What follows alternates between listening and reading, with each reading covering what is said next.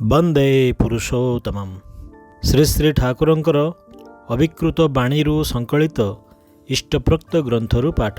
संकलक श्री विवेक रंजन चक्रवर्ती। प्रश्न संख्या 119।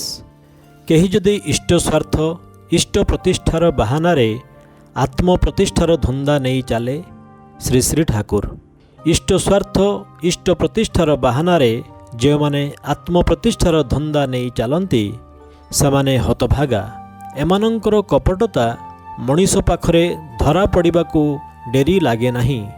तेणु एमाने केवल निजर क्षति करती नहीं, समाजर मध्य क्षति करती। आलोचना प्रसंगे 10 खंड पृष्ठा 188।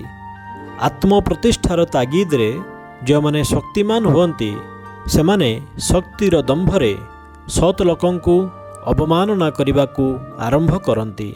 तोषामदकारी व्यतीत सेमाने अन्य लोकंकु बर्दाश्त करि पारंती नहीं।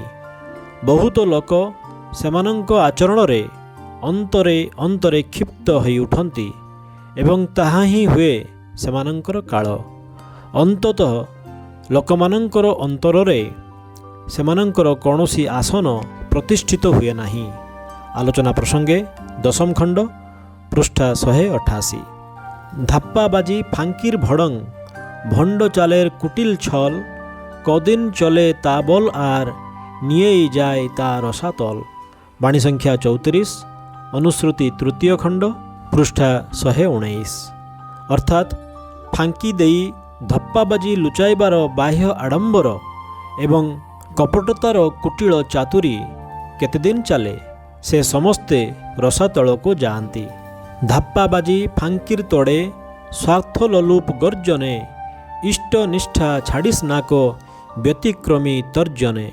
बाणी संख्या 20 अनुश्रुति 4 खंड पृष्ठा 41।